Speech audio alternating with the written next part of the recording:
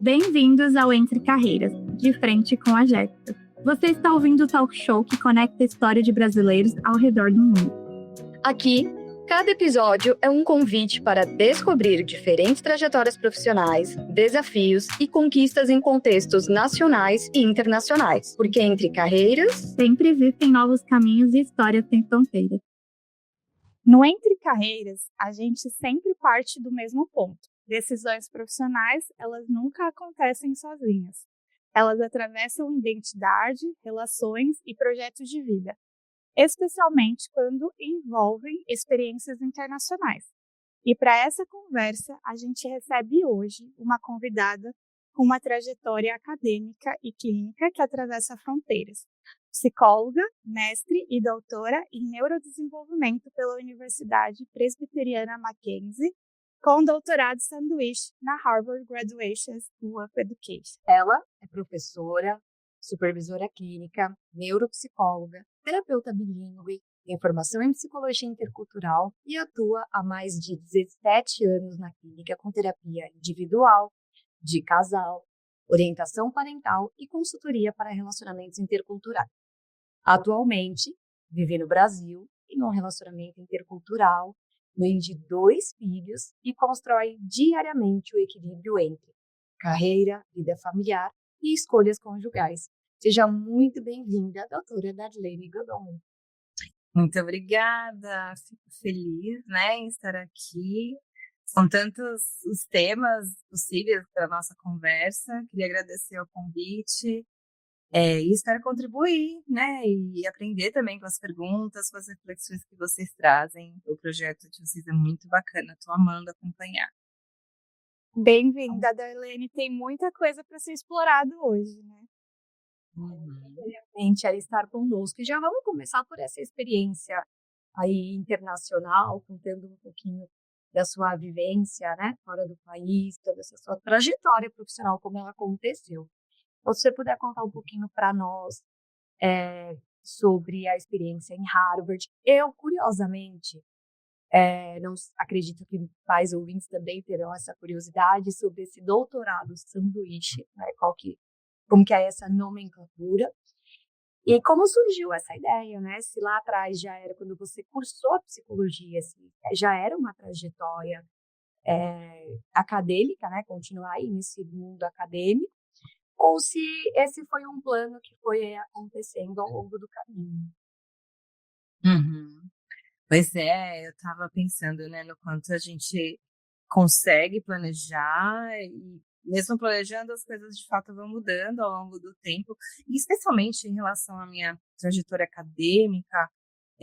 Eu comecei muito nova, então eu acho que justamente por ter sido logo após o colégio, eu não tinha uma visão estratégica, um plano de vida muito elaborado, e eu fui me valendo das experiências que a graduação me proporcionou. Então, eu lembro lá no segundo semestre, a gente tem neuroanatomia, neurofisiologia, e o professor dessa disciplina, que foi meu orientador no mestrado e doutorado, tinha já um grupo de pesquisa, e aí ele comentou quem tivesse interesse de pesquisar e estar com ele, fez o convite. Mas como eu estava ainda muito crua, eu pensei, não, eu quero caminhar pela área social, pela psicanálise. Eu não tinha ideia do que eu ia fazer na psicologia, mas eu tinha certeza que eu não ia trabalhar em corporativo, por exemplo, Eu tô falando disso porque nunca foi uma ideia, um plano meu, algumas coisas eu sabia que eu não queria, mas, enfim, eu dei um tempo desse convite, amadureci a ideia, falei, não, agora eu quero me dedicar a pesquisar, e comecei com uma bolsa do CNPq de iniciação científica. E aí a gente vai, a cada ano, executando um plano, um projeto, e fazendo testes, e publicando artigos, desenrolando, desenvolvendo resultados de estudos. E aí, a partir disso, já foi uma consequência um pouco mais natural que em seguida ingressasse no mestrado, em seguida no doutorado. Só vou comentar um ponto também interessante, porque isso era lá por volta de 2009, 2010. Naquele momento, era muito comum que as pessoas que fossem fazer mestrado e doutorado fossem pessoas com mais experiência de mercado, de vida e de carreira. E tanto eu como algumas colegas minhas de graduação, estavam recém-saídas da faculdade. Então, existia ali não um choque, mas diferentes gerações ali trabalhando, estudando e pesquisando, mas de fato, assim, eu acho até que desde aí o início dos anos 2000 começou, pelo menos na psicologia daqui do Brasil, a ter essa movimentação de estudantes pesquisadores, né? Então, pessoas que já iam se dedicando mais intensamente. E aí eu vou falar um pouquinho, né, já sobre a experiência de Harvard. Então, a universidade que eu fiz a formação, né, que é a Mackenzie, ela começou a ter vínculo pela CAPES, né, que é a agência de pesquisa para o ensino de pós-graduação. Foi aberto um convênio para bolsas de doutorado que permitem, né, esse estágio de doutorado sanduíche. Então, esse programa abriu quando eu estava no meio para o fim do doutorado, assim. Então, não era algo que eu poderia planejar antes de ter esse convênio da universidade com a CAPES, mas assim que foi aberto, eu comecei a pesquisar locais e o meu orientador também, entre contatos que ele tinha de grupos de pesquisas de outros países. E aí o meu orientador tinha ido para a Flórida no ano anterior apresentar dados de um estudo nosso. E aí ele falou, e conheceu lá, né, a professora que me recebeu na Escola de Educação de Harvard, e a partir daí a gente fez essa parceria, submeteu projeto, e teve a bolsa de estudos, e aí eu fiquei lá no Spring Course, né, fui lá em janeiro, na nevasca de Boston, e voltei no comecinho de junho para o Brasil. Como é importante nesses momentos, né, os contatos. A gente vê que esse mundo acadêmico, né, muito em contato com outros professores, com orientadores das universidades, que às vezes trabalham com o mesmo tema de pesquisa, e assim vai meio que desenhando, né, a sua trajetória acadêmica. E existe uma narrativa muito romantizada, eu penso, sobre estudar fora, né? Mas o processo, assim, não é tão fácil quanto parece, né? Por si só já é um teste de maturidade profissional. Ele exige organização, visão de longo prazo e muitas vezes sustentar inseguranças, né? Que às vezes a gente não tem garantias. E como foi isso na prática para você, o processo de aplicação para as universidades, a preparação, as expectativas, as inseguranças? O que esse caminho te exigiu emocionalmente e profissionalmente? Olha, foi interessante, assim, porque não era um plano tão estruturado, né? Como eu comentei, foi um momento em que a universidade abriu essa possibilidade, aí eu apliquei, e quando eu vi o valor da bolsa, eu já sabia que não seria suficiente para manter todos os meus cursos, então eu me organizei, já tinha uma reserva financeira que não era para isso a princípio, mas eu pensei, o once in a lifetime, né? Oportunidade única da vida, bora lá, já me organizo para deixar isso ajeitado. Meu inglês era um inglês de ler artigos e de assistir séries e filmes, né? Tinha feito escola, mas estava enferrujada, eu usava de fato para ler papers, né? Ler os artigos. Então, fui buscar aulas online com professor nativo e fazia muita conversação, muito focado, né? De fato, personalizado para os desafios que viriam. Mas, óbvio, quando a gente chega lá, o baque é inevitável. Então, muita insegurança em relação a como me comunicar, especialmente nas primeiras semanas. O lugar em que eu estava era um lugar muito multicultural, assim, conheci muitos estrangeiros, então não estava num contexto muito só para americanos, o que era bacana em alguns aspectos, assim, no sentido de eu ver diferentes estilos pessoais, então algumas pessoas eram mais acolhedoras, outras têm aquela questão cultural mesmo, mais individualista, que é assim, olha, it's not my problem. Aí eu tô falando muito inglês, né, gente? Mas enfim, as pessoas não diziam, beleza, se vira aí. E eu, às vezes, tinha a leitura de, ai, as pessoas não querem me acolher, me ajudar, e pobre de mim, não vou conseguir. Depois eu fui entendendo, né, que eram mais características culturais do que pessoais. Mas, enfim, foi uma fase muito gostosa, depois que eu fui me apropriando, né, e passando por todos os perrengues possíveis. E uma questão até de choque cultural, de identificação, de começar realmente a entender o que está vivendo, mas também ele cruza com um determinado momento da vida, porque a gente sai da faculdade. Eu achei muito interessante quando você falou, começou muito nova a faculdade, eu também comecei muito nova.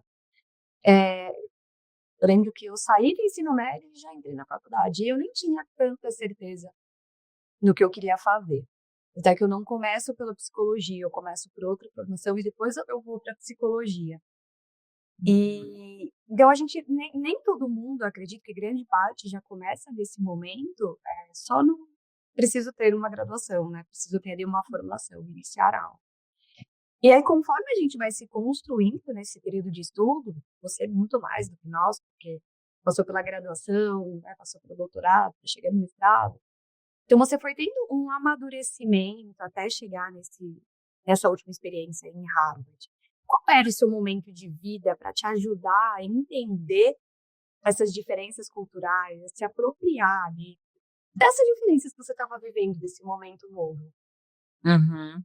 Olha, é muito interessante pensar assim, quanto fazer a graduação de psicologia lá no início dos anos 2000, assim, a gente não pensava em disciplina positiva, em educação respeitosa, comunicação não violenta, coisas que hoje são muito básicas. Então, estou dizendo isso porque não tinha conhecimento nenhum de psicologia intercultural. A gente sempre fala, né, do ser humano biopsicossocial, e o social é uma psicologia social que a gente aprende, né, muito num outro estilo, num outro nível. E eu não tinha muito contato com a cultura dos Estados Unidos, então, assim, fui me apropriando conforme eu estava lá. Eu fui recebida, inclusive, né, essa é uma informação muito legal, por parte da comunidade brasileira de Boston, que é muito grande, e uma amiga em comum conheci uma missionária católica que hospedava alguns estudantes. Então, eu fiquei no alojamento, né, de uma brasileira, enfim, ela me cedeu um quarto de lá.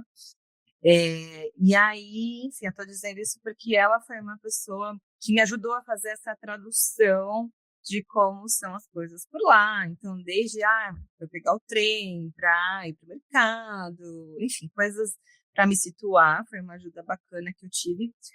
Teve alguns contras do tipo, eu não socializei tanto com os estudantes, assim, eu focava mais em estudar e fazer os projetos que eu precisava. Eu imagino, né, se eu tivesse ficado num alojamento estudantil, eu teria feito outras trocas, mas ao mesmo tempo eu me senti muito acolhida. E assim, foi muito intuitivo esse processo, né, para eu não ter tido contato com psicologia intercultural antes, né.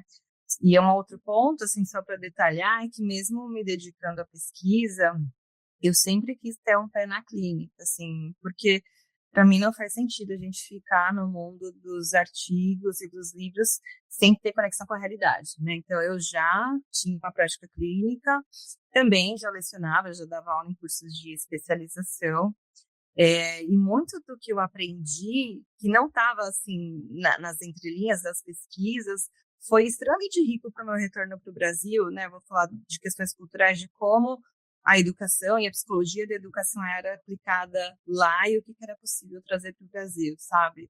Foi algo muito bacana em termos de políticas públicas ou de possibilidades, né, dentro do tema do neurodesenvolvimento, que, assim, foi uma experiência que ampliou muito o meu olhar. Darlene, e assim, só para título de curiosidade, né? Você já tinha tido uma experiência fora do país ou essa foi a primeira? E quanto tempo durou, né, esse processo aí da graduação sanduíche?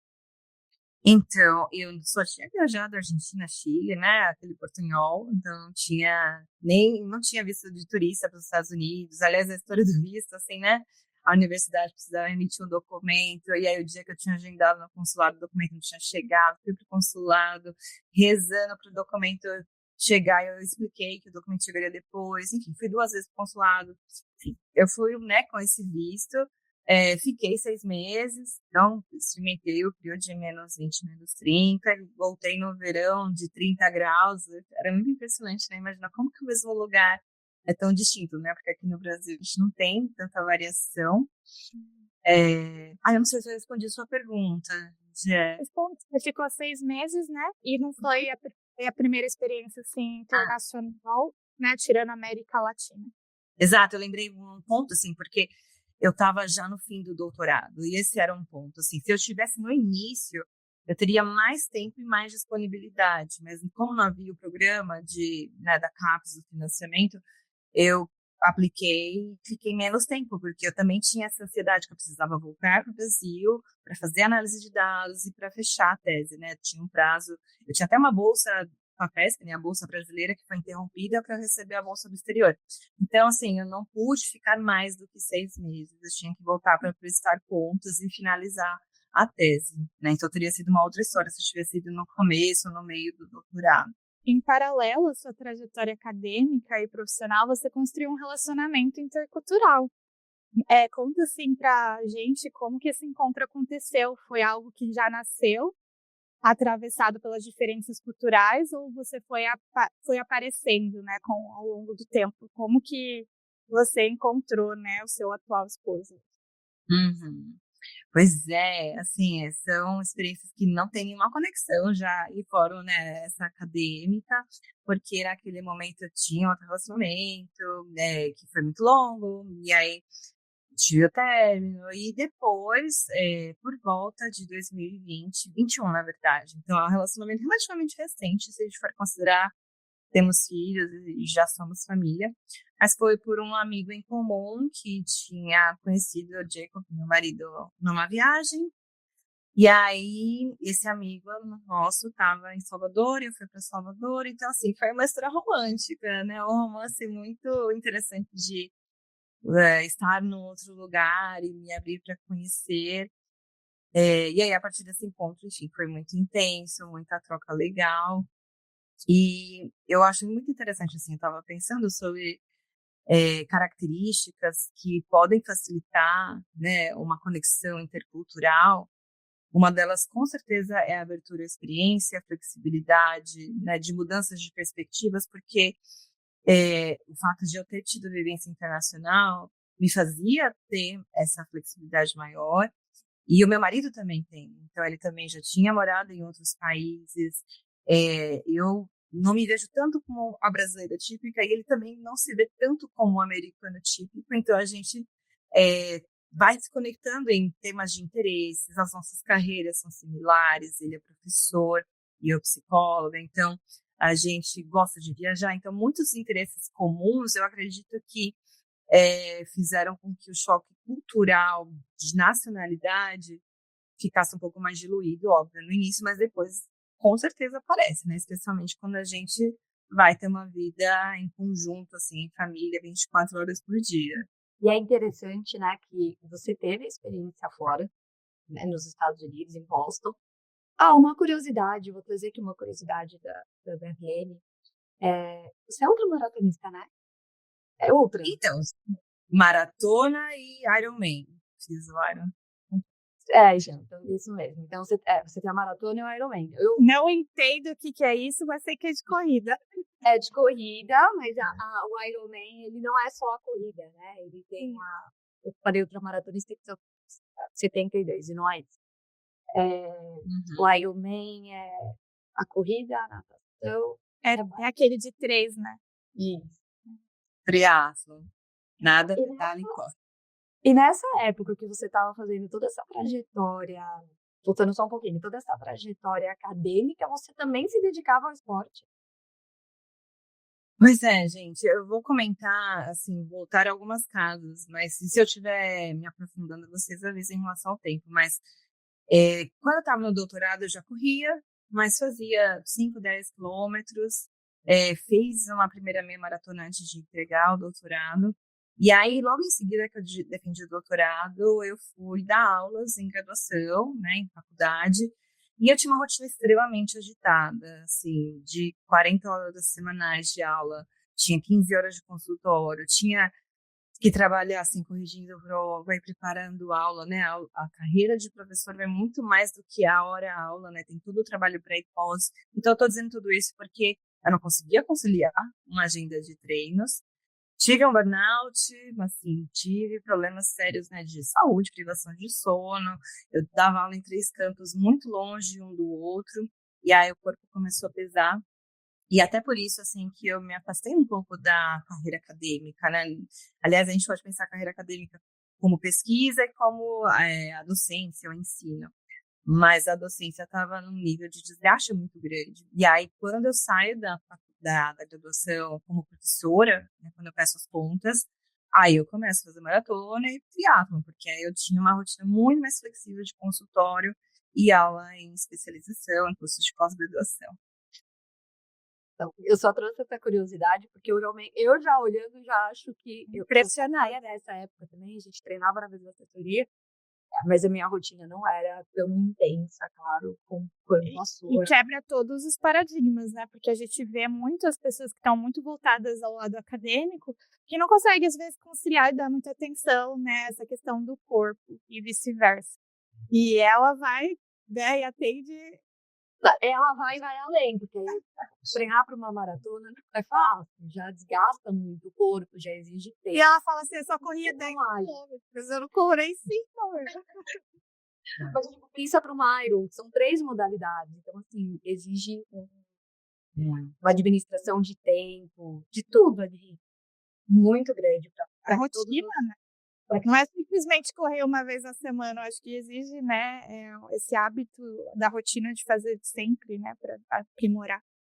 E aí eu ia, né, trazendo que essa experiência é interessante, porque você vai para fora, estuda, se dedica e conhece o seu marido, né, o seu relacionamento, entra nesse relacionamento intercultural aqui no Brasil, em Salvador, é isso?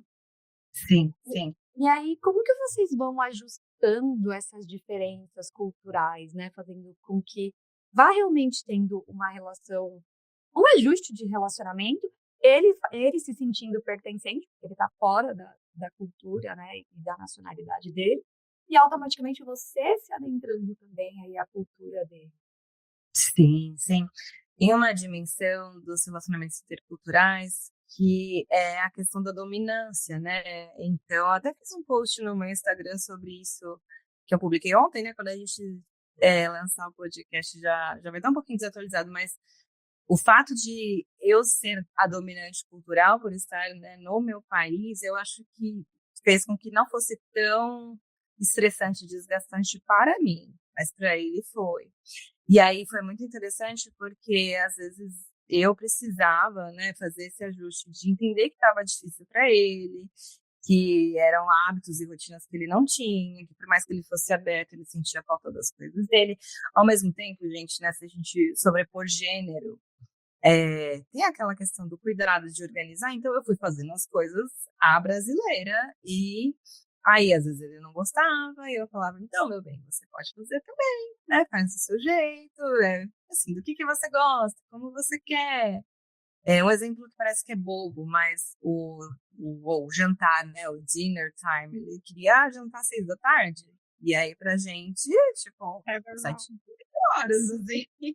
Nossa, eu já estava 10 horas no Brasil e aqui é 6, é muito diferente. Uhum. E aí a gente foi achando um ponto em comum, assim, a gente foi viver juntos, a gente tinha um relacionamento à distância, porque eu estava em São Paulo, né, a gente se conheceu lá enquanto eu viajei, depois voltei para minha vida, minha carreira, minhas coisas aqui em São Paulo, e ele lá, mas fomos morar juntos quando engravidamos, né, e aí que foi o momento de fazer esses ajustes de forma mais refinada, né. E aí eu só vou lembrar também, né, para fechar essa parte de que a gravidez foi um momento que ajudou nos ajustes do tipo, eu tô com o corpo um pouco mais cansado, então eu vou jantar mais cedo, eu vou dormir mais cedo. E aí a gente encaixou pelo menos, né, nessa parte.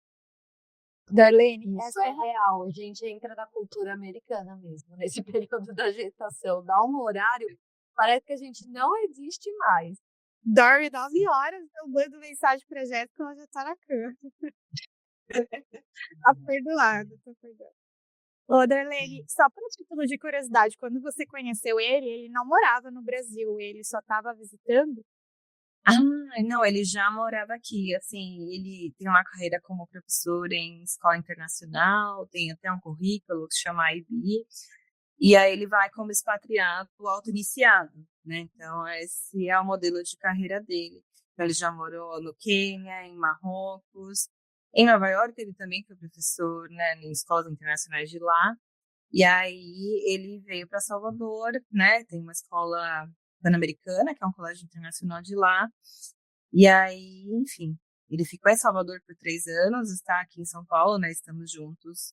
E mudamos para cá por conta do nosso segundo filho, para ter a rede de suporte da minha família, né? Que a gente não tinha lá em Salvador. Todo mundo da minha família é daqui. Então ele já era um expatriado. Uhum. Isso facilitou de alguma maneira, né, essa decisão de vocês permanecerem aqui e não ir para outro país? De alguma maneira, ele já tinha uma carreira estabelecida aqui também, né? Sim, sim. Ele é uma pessoa mais nômade, assim, que eu, no sentido de que ele, se fosse, assim, uma decisão unilateral, a gente não estaria mais aqui. Eu sou muito aberta, assim, a gente já tem como casal muito claro que o nosso próximo passo vai ser expatriar, né? Ele já está um pouco saturado do Brasil, mas eu, por ter tido, né, 2 gravidezes, 2 bebês, assim, a diferença de idade deles é de 2 anos, eu senti que a gente precisava ficar mais, mas agora, nesse ano de 2026, eles vão fazer 2 e 4 anos, então já não são tão pequenos, e aí a gente vai se organizar para esse novo capítulo da nossa vida. Então, esse ficar no Brasil, viver no Brasil, ele vem também em conjunto de negociação com essa gestação, para que você tenha aí todo esse apoio, né, estrutura familiar, todo esse acolhimento nesse momento maternal aí, novo seu. Uhum, sim, com certeza.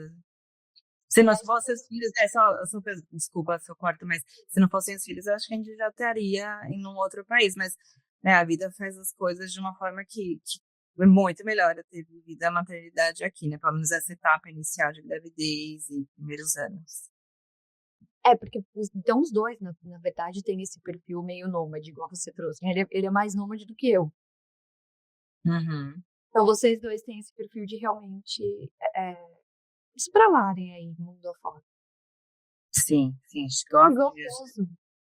Uhum. Que gostoso. E agora as crianças vão também aprender um pouco dessas diferenças culturais aí. Sim. Por curiosidade, vocês se comunicam aqui com as crianças em português ou em inglês?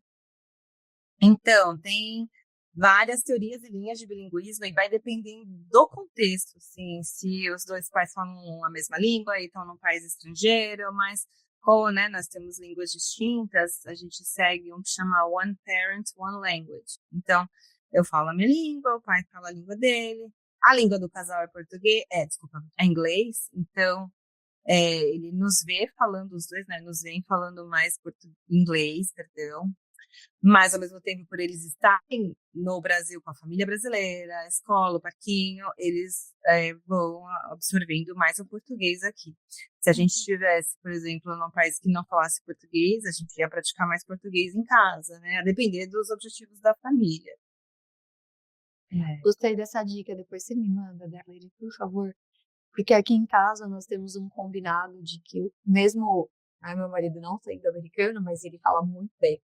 Então, de que ele só se comunica em inglês e eu só em português. E aí, óbvio que entre nós, vai ter que ser em português porque é a nossa língua nativa, mas a comunicação dele com a criança, 100% do tempo, o inglês em si, para que ela já esteja habituada ao longo do tempo. Ai, legal. Sim, posso mandar materiais. Uhum.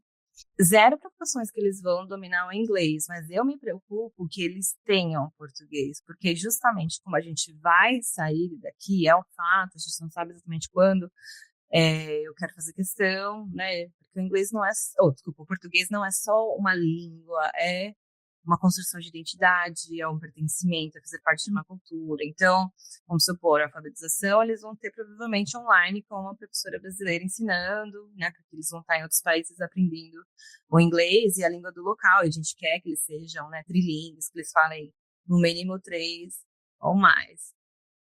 Eu acho isso super importante. Eu acredito que nessa idade, né, desde muito cedo, acaba também ajudando, né? Bom, você é neuropsicóloga, né? Não eu. Mas eu acho que ajuda nessa questão de desenvolvimento, né, de aprendizado. E é uma oportunidade rica por ter esses dois idiomas, assim, desde pequeno dentro de casa. Uhum. É incrível, gente, assim, tem o que eles chamam, né, de code switching, que vai trocando, assim, o meu mais velho já troca de mim pro pai, assim, ele tá falando, mamãe, não sei o que, daddy, e aí ele já, as mesmas palavras, o mesmo contexto, de uma forma muito automática. E tá, né, agora com 3 anos e meio, já fica mais visível o quanto ele tá assimilando de uma forma muito rápida. Darlene, no dia a dia, morar no Brasil, sendo um casal intercultural, revela coisas que ninguém coloca na planilha. Idioma emocional, rede de apoio, sensação de pertencimento e até como cada um entende o que é qualidade de vida. Na prática, como é morar no Brasil sendo um casal intercultural? O que facilita e o que ainda exige ajustes constantes? Olha, particularmente, assim, a gente tem, né, dentro de teorias das características culturais, não são binômios, assim, são características que vão se interpondo. Então, por exemplo, o individualismo e o coletivismo, né? Muitas vezes a gente precisa cuidar para não cair no risco de patologizar ou de culpabilizar uma característica que é cultural. Então, vamos supor, meu marido, ele é mais reservado, ele gosta de ele fazer as próprias coisas e muitas vezes eu fazia leituras do tipo, poxa, ele não quer passar tempo comigo, ele não valoriza a minha tentativa de ajudar, ele acha que eu estou sendo invasiva. E aí, né, vem a questão do gênero também, assim, as mulheres querem cuidar e aí às vezes acabam sendo lidas como controladoras. Então, enfim, como ele faz a leitura do espaço individual é um ponto. Como nós, mulheres latinas, às vezes temos uma visão de amor mais romântico, assim, que vai nas palavras de amor e nos gestos, assim, mais declarativos, né, de falar. E eles, né, pelo menos eu vejo aqui, que é muito mais, calma, eu tô aqui do seu lado, é estabilidade, eu não preciso ser o Dom Juan, né? E como ele foi, né, e é o meu primeiro parceiro estrangeiro, eu estava acostumada com um outro estilo, né? Um outro padrão de entender o que é o amor. E a gente vai lendo essas outras linguagens, né? O desafio da língua é muito importante, assim.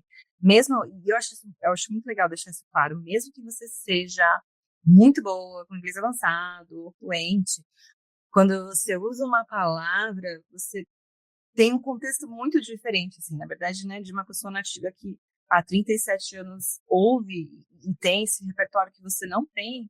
Quando você está falando, tem o quanto seu repertório é diferente do repertório do outro e como o outro com o repertório dele vai entender o que você está dizendo. Porque às vezes ele acha que eu estou sendo ofensiva, mas eu estou usando a palavra que está ali acessível no meu vocabulário. E não necessariamente porque eu estou querendo machucar. Então, são muitas leituras, gente, assim. Dá outro episódio sobre isso, mas é muito legal tentar, né? E é interessante que, bom, para mim, né, que me relaciono com uma pessoa da mesma cultura, fica difícil, você também já se relacionou, fica difícil a gente distinguir essas diferenças e o quanto isso também pode gerar conflito no relacionamento, a gente não souber entender o momento do outro e explicar a nossa visão, né, o nosso viés de relação quando existe esse relacionamento. Quando a gente se relaciona interculturalmente, né, com outras culturas, assim. A forma de falar, às vezes, a entonação. Muito. Se já é um desafio se relacionar estando na mesma cultura, né? Imagine quando você tem essa diferença cultural. Na mesma cultura, a gente fala de educações diferentes, né, e que conflitam do mesmo jeito, né? Eu fui educada de uma forma e talvez meu parceiro de outra. Agora, quando a gente fala de outras nacionalidades, a gente não está falando só de uma questão de educação, a gente está falando de uma questão cultural, assim, intercultural. Aí a gente vem para esse relacionamento intercultural muito grande, e às vezes, dependendo da localização e tudo mais, até muito distante de nós. Nós somos mais calorosos, dependendo exatamente de onde eles estiverem mais localizados, tem essa relação um pouco mais distante, né? Não, quando você falou do romantismo, eu fiquei pensando naquela coisa, nós somos mais, acho que, talvez, grudentas, a gente quer talvez essa exposição de relacionamento, né? Então, essa coisa do ali é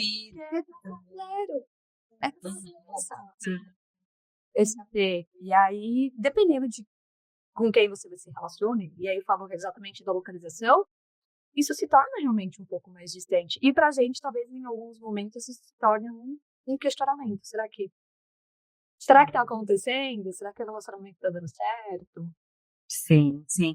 E assim, gente, um ponto que eu acho que é muito importante diferenciar que eu já, né, a gente está falando disso, sobre ter essa relação intercultural no meu próprio país, me coloca num lugar muito diferente, né, se fosse lá no país do meu parceiro, né, do meu marido, porque na minha prática clínica e também, né, acompanhando colegas, quando é o contrário, assim, na verdade, o mais típico, a mulher brasileira que está no exterior, é muito comum o movimento de se anular, de ter uma autoestima muito baixa, de De tentar fazer dependência. de tudo para dar o relacionamento dar certo, né? Você vê isso, Jess? Muito, né? Tenho muitas amigas que têm esses relacionamentos interculturais e eu vejo uma relação de muita dependência, porque às vezes não domina o idioma, né? Então tudo depende desse parceiro e ele acaba, né, sendo o provedor de tudo, assim, literalmente. Não tem essa inversão, né? Que às vezes no momento, provavelmente em alguns momentos você aí é, assumiu esse protagonismo aí estando no Brasil. Mas olha, nesse ponto, né? Tem prós e contras, como para tudo na vida. Aqui eu assumo o protagonismo da língua e também, enfim, a gente vai encorajando o Jacob a falar português. E, inclusive, a linguagem dos nossos filhos, né? O nosso filho falando português com ele, encoraja ele a falar português. Então, assim, quanto mais a gente ficar, de fato, nesse processo de construção de pontes, né? A Jéssica estava falando de como, com dois brasileiros, né? As criações são diferentes e com nacionalidades distintas, essa distância é muito maior. Então, a gente vai fazendo esforços para criar esses canais aí em conjunto, né? Então, eu falei dessa questão da língua, que o Jacob se esforça para falar português, ele faz aulas, ele lê, ele consegue se comunicar com os meus pais, assim, acho que para poucos anos de Brasil ele está muito bem, mas um exemplo que eu quero trazer, né, que mesmo ele falando português, assim, se ele vai numa barraca de praia e vai perguntar o preço da água de coco, sempre vão cobrar 3 vezes mais dele, assim, a taxa do gringo, entre aspas. Então, eu assumo essa frente em alguns momentos por isso, sabe? Mas, enfim, concluindo essa parte da questão da autoestima da mulher que está se relacionando com o estrangeiro, eu acho que é um ponto de muito cuidado, que eu trabalho muito com as minhas pacientes, que eu trabalho comigo mesma. Para mim não é tão difícil porque eu estou no meu lugar, na minha cultura, mas assim, e também só um exemplo mesmo, né, outro. Às vezes o americano não gosta muito de perfume, e mulher latina gosta de perfume e maquiagem, né? Então, eu já vi umas coisas tipo, você tá tão linda assim. Eu falo, beleza, eu tô linda, mas eu quero ficar linda de batom, eu quero ficar cheirosa. E eu vou ficar, assim. Mas se eu estivesse nos Estados Unidos, né, num outro padrão, enfim, talvez eu estivesse agindo diferente, né? Eu só tô falando isso mais pra ser um ponto de atenção, né? Que a gente se perde nos relacionamentos às vezes. Sim. E falando um pouquinho ainda sobre relação e carreira, né? A gente vai entrar num tópico aqui que a Jéssica gosta bastante, que é a de dual career, que é a expertise dela. A ideia de dupla carreira, ela não é só sobre 2 trabalhos coexistindo. É sobre 2 projetos de vida que precisam caber no mesmo tempo, no mesmo espaço e muitas vezes em países diferentes. Ao longo da vida, de decisões de carreira foram somando a vida conjugal e familiar. Como que vocês foram lidando com essas escolhas ao longo do tempo? Pois é, assim, a gente tem estilos de carreiras distintos, né? Mas ao mesmo tempo que se complementam, assim, a gente, como eu falei, né, nosso primeiro encontro, nosso date foi falar de psicologia, educação, e aí a gente até trabalha, assim, áreas muito parecidas. Eu já atendi com neuropsicólogas, alunos das escolas internacionais, mas ao mesmo tempo a minha carreira não tem a estabilidade, né, de um pacote de benefícios, de contrato que é a dele como professor. Então, por conta disso, né, a gente vai fazendo esse ajuste de modo que a carreira dele, né, seja não a prioridade, mas que seja a base pela qual a gente vai ter os benefícios de seguro de saúde, por exemplo, de escola, né? Inclusive, gente, né, com 2 filhos e serão os bolsistas das escolas onde meu marido trabalhar. Então, isso é excelente, por um lado, assim, em termos de qualidade da formação que eles terão. E também é um dos motivos pelos quais a carreira dele, enfim, vai ter essa função, né? E agora, nesse momento de vida que eu tenho, né, que eu estou com os 2 pequenos, a gente escolheu, né, enfim, que a nossa vivência fosse mais presente com eles, então eu tenho uma carga horária menor, tenho mais flexibilidade, e aí conforme, né, o crescimento deles for se dando, eu vou poder também ter mais tempo, mais dedicação, mais flexibilidade. Mas eu já estava, né, a gente, de modo geral, assim, na pandemia, né, todos vivemos a pandemia, mas a gente acabou fazendo esse ajuste, né, de ir para o online. Então, eu já estava adaptada nesse formato de trabalho. Entrei no ecossistema, né, do psicoterapia também já com esse plano em mente, assim, de levar a carreira na bagagem. Eu amo essa expressão, acho fantástica, porque isso vai alinhar, de fato, né, o dual career, assim, a possibilidade de ambos continuarem realizando suas metas, seus sonhos, crescendo profissionalmente, sem que um atrapalhe o outro, né, sem que a gente encontre empecilhos que não sejam conciliáveis. Sabe que esse é um assunto muito interessante quando a gente fala da dupla carreira, porque as carreiras elas não acontecem juntas, né? Elas acontecem de forma paralelas. E a Aldaleia puxou muito minha orelha em relação a isso. Elas realmente não vão acontecer juntos, né? Acontecendo ali no mesmo contexto. E aí é mais interessante a gente ainda trazer no contexto da mulher, porque muitas mulheres acabam também não conseguindo observar, e aqui não há lugar de julgamento em relação a isso, por questão da carreira, porque acham que vão precisar abrir mão de um espaço na qual elas não querem nesse momento, né? Sediar sair desse protagonismo e ceder um pouco desse espaço de base para o homem. Mas se a gente parar para pensar num contexto de construção, a mulher tem esse lugar de indas e vindas com a carreira. E ter um parceiro, com as carreiras acontecendo em paralelo, mas ter um parceiro que te apoia, que te dê essa base, fala, vai, vive esse momento, né? Vamos viver esse contexto familiar, e depois você pode voltar para a sua carreira, você pode adaptar aí a sua estratégia de vida profissional, desde que você possa viver outros contextos. Então, eu acredito também que tem muito lugar de permissão entre o casal para viver essas dualidades, para viver essas possibilidades. Uhum. E aí, para vocês, como é que é essa questão? Né? Porque, igual você fala, hoje eu tenho online, eu também, isso facilita muito. Mas quando você pensa, por exemplo, numa próxima expatriação, igual você trouxe, quais são esses ajustes que vocês fazem ao longo desse tempo que vai acontecendo? Olhando para as duas carreiras acontecendo e para esse lugar de maternar também que você ocupa ao mesmo tempo. Uhum. Olha, assim, vamos pensar, eu tô pensando, né, dentro dessa dinâmica, aquele tema que está sendo muito falado hoje em dia, que é o trabalho invisível não remunerado, né? Então, assim, eu posso não estar tendo a dedicação plena e trazendo X dinheiro para casa, mas estou executando trabalhos, né? E eu digo isso assim, porque justamente eu acho que é um ponto muito relevante para que seja, enfim, para que entre nessa conversa, né? De que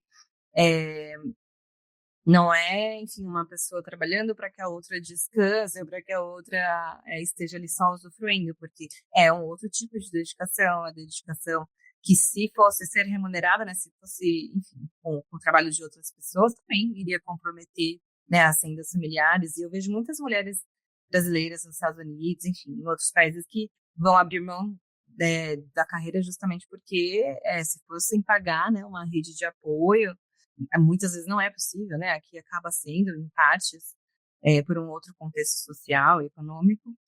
Mas, enfim, eu vejo esse ponto muito importante para que nenhum dos dois se sinta lesado, assim, no sentido de que um não ache que está fazendo tudo porque está provendo financeiramente, e a outra pessoa que não está provendo financeiramente tanto quanto a outra sinta que está sendo sobrecarregada, né? Porque acabam sendo escolhas de ambos, assim, ambos são responsáveis pelo formato que escolhem, né? Ao mesmo tempo, já eu vejo que passa por um lugar de privilégio de escolha, né? Tem famílias em que ambos precisam continuar trabalhando, né? Tanto mulher e marido, enfim. Mas isso vai ter impactos, né? Positivos, negativos, em qualquer modelo. Talvez esses impactos, né, nas qual os dois precisam, né, nesse modelo na qual os dois precisam financeiramente seguir, não consiga ter uma dedicação ao longo tempo nesse lugar de maternar. Talvez seja nesse curto espaço de tempo, né? Mas ainda assim, eu também entendo que precisa ter apoio do parceiro. Lógico. Sim, sim. Vamos supor, né? Por mais eu vejo às vezes ele indo trabalhar e eu em casa, ele, eu queria poder estar nesse lugar e queria partir com os meninos e queria não ter que responder para o meu chefe. E aí eu falo, eu também queria assim, sair de casa e não ter que pensar que eu tenho filho, assim, sempre vamos estar nesses lugares do que eu quero, do que eu posso. Mas tem uma frase que a gente leva muito como um lema, assim, para a parentalidade e de modo geral, que o tempo não volta, né? Eu até falei isso num dos vídeos que a gente fez, né, da nossa collab. Então, dinheiro a gente pode voltar a fazer, a gente se ajeita, mas como o tempo não volta e a gente sabe que a primeira infância, né, é uma fase muito delicada, que a gente está vivendo esse momento ainda, são escolhas que a gente está fazendo para médio e longo prazo, assim, não vai durar para sempre, né? Não existe arranjo que dure para sempre. Ter essa consciência também faz com que a gente tenha mais paciência em relação ao nosso processo e que o outro também tenha, né, em relação ao momento dele. A carga mental, ela não é só sobre tarefas, né? Mas sobre antecipar necessidades, decisões e impactos. E isso pesa muito na trajetória profissional, especialmente quando ela não é reconhecida como trabalho. Onde você percebe que a carga mental mais pesa hoje, tanto na sua vivência quanto na clínica? Olha, na vivência, assim, como família, né, de fato, assim, o papel do gênero, o peso do gênero, eu acho que ele atravessa muitas culturas, né? E às vezes parece que atravesse mais até a norte-americana, assim, eu tenho essa sensação. Até quando eu vejo a família dele, assim, as irmãs dele, então tem uma ideia do tipo, não é thread wife, assim, mas é a dona de casa que tem que dar conta de tudo e ser feliz. E às vezes a gente aqui no Brasil, assim, a gente, por ter a questão do coletivismo, a gente sabe que pesa mais, e aí a gente chama a nossa mãe, a gente chama a madrinha, a gente divide as coisas. E aí, enfim, eu tô comentando disso mais porque às vezes tem uma ideia de que, como assim você não deu conta? Porque você é mulher, você tem que dar conta, enfim.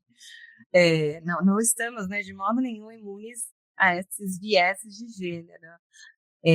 Mas, enfim, aquela questão de ter que ficar planejando mesmo, né? O que vai comer, quando vai comer, o que vai comprar, o que não vai comprar. Eu acho muito difícil, e agora eu vou até falar como terapeuta de casal, assim, não vejo um casal que não tenha questões nessa área, assim. Mesmo quando o homem tem uma visão mais proativa, assim, é uma proatividade geralmente até a página 5. Depois, a gente precisa, assim, lembrar constantemente, né? Assim, chamar para conversar. Olha, como que a comida aparece no seu prato? Como que a roupa aparece lavada, né? Tem todo o processo aí. Enfim, não sei se eu respondo o que você fala, Jess, e eu tenho uma dúvida de como que você quer, o que você entende como sobrecarga na clínica. Olha, eu vejo, principalmente morando no exterior, né, a minha experiência aqui é o quanto estar longe da família aparece muito, e a sobrecarga de trabalho, com certeza, porque o imigrante muitas vezes está em momentos, assim, fazendo subemprego até se estabelecerem e fica nesse ciclo vicioso de pagar conta, longe às vezes da profissão que tinha no Brasil, então isso aparece muito aqui no exterior, né? Para mim, na minha experiência. Não. Entendi, realmente acontece, assim, a maternidade não é como viver no exterior, mas quando a gente está muito envolvida ali, no puerpério especialmente, a gente também se desconecta, né, porque fica muito atarefada com a coisa do cotidiano, da prática, e aí não consegue se dedicar da mesma forma, aí vem a culpa materna, a culpa profissional, vem culpa de todos os lados. Acho que só maternar por si só já vem muito dessa sobrecarga mental, né, com relação à culpa também, e imagino isso no exterior, né, eu vejo muitas amigas que são mães também, e quanto elas precisam sem a rede de apoio, sem a família por perto, e às vezes o marido está trabalhando em dobro, porque no momento ela tem que ficar com a criança, para cuidar e o marido trabalhando, assim, então fica às vezes muito caótico, sabe? E é aqui que entra a importância da comunicação mesmo, né? Do ajuste. E aí, o que nós estávamos falando um pouquinho na pergunta anterior. Precisa ter o apoio do homem também, né? Do cônjuge, ali, do parceiro, nesse momento, para que a mulher consiga, se eu estiver errada, dele me corrigir, mas para que a mulher consiga passar por esse momento, que ela precisa de um acolhimento, para que ela passe por esse momento e que entenda que é uma fase, ela volta a se reconstruir. Ela vem, constrói um novo momento, né? Uma nova atuação da vida, e depois ela precisa lembrar que ela tem essas outras, né? Ela não vai ser simbolicamente só a mãe dessas crianças, né? Ela ainda tem esse relacionamento familiar, seja ele nacional, intercultural. Ela tem a criação dos filhos, ela tem a carreira dela, a vida dela para ir tocando em paralelo. Sim. Né? A gente como mulher passa por muitas transformações, né? A maturidade é de longe assim muito complexa e aí isso vai atravessar a identidade, isso vai atravessar, né, os acordos do relacionamento. Eu lembro de uma psicóloga perinatal, até posso indicar para você, já chama Laura Gutman, assim, os livros dela são incríveis. E aí, uma perspectiva que ela traz é que quando a mulher, né, gesta e nasce o bebê, ela tá ali 100% em função do bebê, e o papel do pai, do marido, enfim, acaba sendo estar em função da mulher para que a mulher possa estar em função do bebê. Tudo bem que isso pode ser um pouco idealizado, mas, enfim, a questão da conexão visceral mãe e bebê, né, e o homem ele continua transitando ali no mundo lá fora, e aí, enfim, vai provendo para que a mulher possa também ter o resgate dela. Então, de fato, isso é muito importante, né?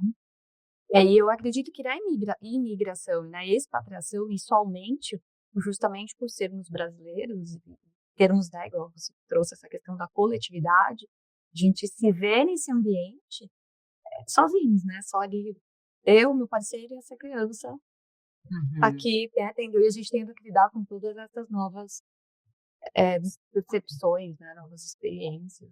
Sim, eu acho assim, né, até nesse ponto que, óbvio, é um sofrimento, a própria vivência do puerpério e também essa sobreposição da camada que a imigração e a expatriação vai trazer pelo choque cultural. Ao mesmo tempo, assim, a gente consegue, até desfazendo da romantização e da idealização, viver a maternidade possível, viver a parentalidade possível, né? Pensando em casais que são ambos, né, imigrantes e estão em outro país, enfim, ser pai num país vai ser diferente do que ser pai no próprio país, no Brasil, ser pai, né, enfim, em qualquer contexto que seja. Então, um exemplo assim bem simples que eu traria, mas que faz parte, né, de um choque cultural do meu marido. Aqui em São Paulo, tudo é muito vertical, é prédio para lá e para cá. A gente mora numa área que até tem parque próximo, mas ele fica muito angustiado com o fato de não ter verde, segurança e área livre, como ele tem, né, e desfrutou na infância dele. Então, assim, sempre vão ter pontos, né, que vão exigir um ajuste. Então, para ele ser pai aqui, e para mim isso nunca foi uma questão, assim, porque eu nunca morei no subúrbio norte-americano de filme, né?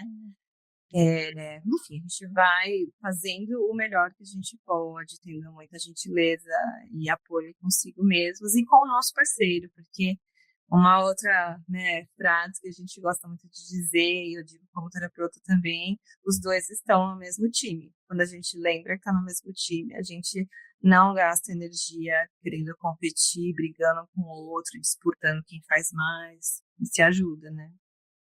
Sim, e é o que a gente fala do apoio mútuo, né? Um vai apoiando e acolhendo o outro ali para que essa vivência, experiência vai dando certo aí ao longo do tempo, seja a nível nacional ou a nível internacional. Darlene, para a gente encerrar, a gente tem um quadro, né? Choques e surpresas. E pensando em carreira, relacionamentos e contextos interculturais, comenta aqui pra gente um choque comum que você vê pessoas vivendo quando passam por grandes mudanças.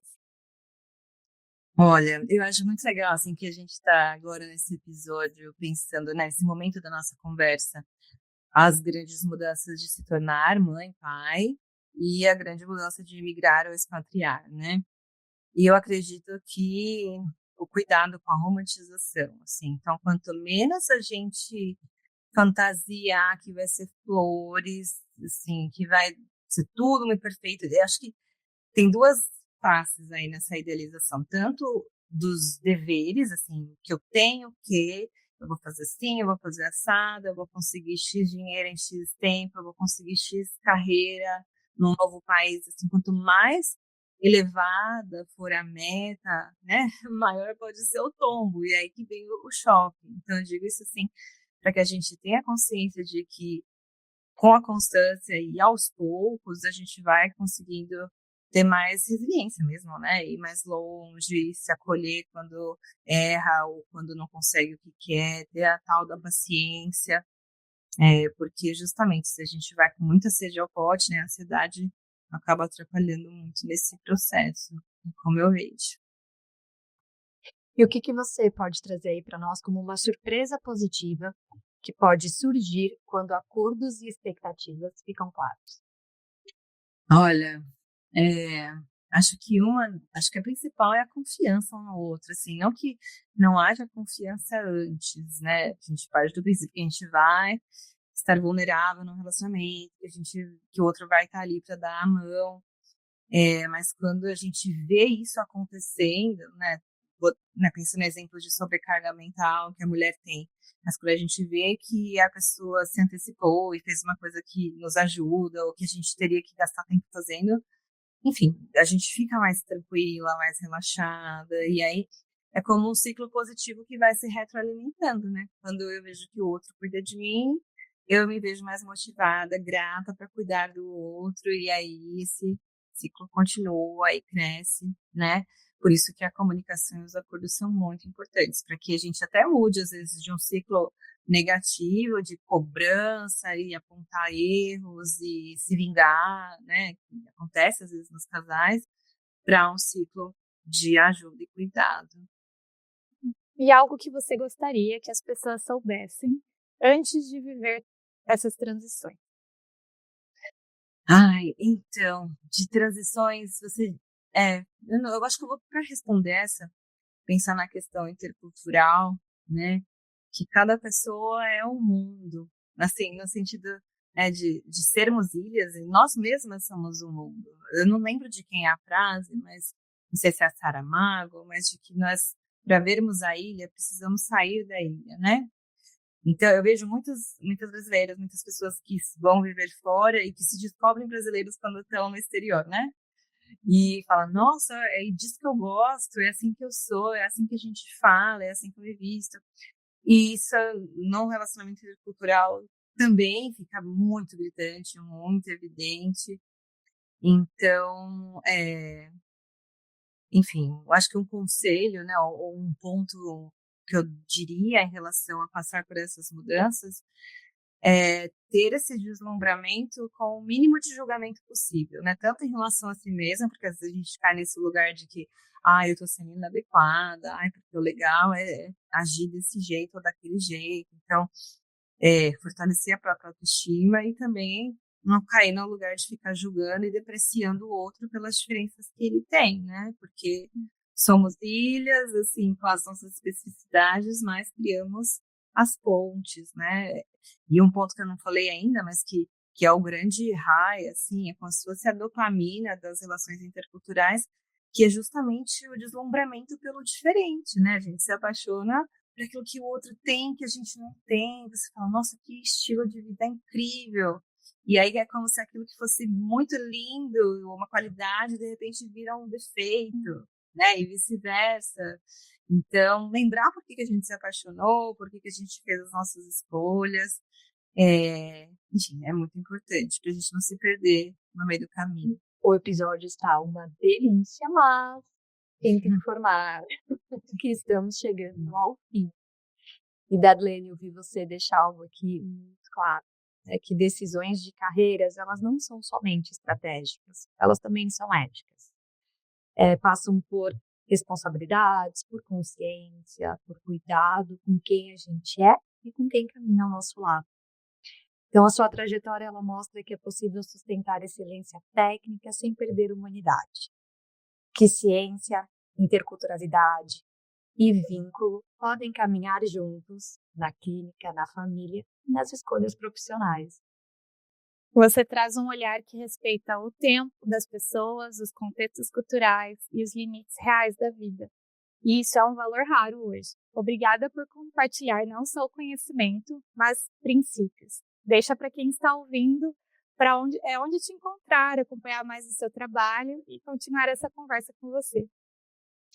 Ai, gente, eu adorei, assim, ter participado dessa conversa, tanto da apresentação que vocês fizeram e agora, né, de esse fechamento, assim, eu vejo que não tem como, né, até maratonando os outros episódios de vocês, não tem como a gente desconectar o que a gente vive do que a gente transforma em carreira, né? E eu digo isso porque os meus projetos hoje em dia estão muito focados, né, no relacionamento intercultural. Enfim, então muitos dos temas me atravessam como pessoa, me capacitam profissionalmente. Então, disso que eu tenho falado, né, no meu Instagram, que é o @psi_Godoy. Esse ano eu vou estar lançando um e-book no fim de janeiro, que acho que é quando o episódio vai sair, né? Provavelmente já estará lá, Amor Sem Fronteiras. Assim como também, né, tenho trabalhado com consultoria terapêutica para mulheres em relacionamentos interculturais, com encontros para discutir todos esses aspectos que a gente está dizendo sobre gênero, família, individualismo, anulação, identidade, comunicação, gestão de conflitos. Então, são pontos muito importantes e foi muito bom, né, compartilhar com vocês um pouco dessas dimensões que fazem parte do meu trabalho. Obrigada. Ai, parabéns pelo e-book, com certeza.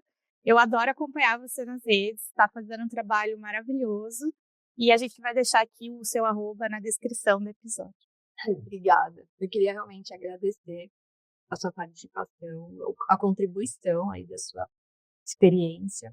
E aqui, como todas nós, né, como você disse, nós colocamos sim a nossa experiência pessoal, o que realmente nos atravessa, para poder contribuir aí com as pessoas ao redor desse mundo todo, né, os brasileiros ao redor do mundo todo. E ter você aqui conosco nesse episódio enriqueceu cada vez mais aí o nosso projeto.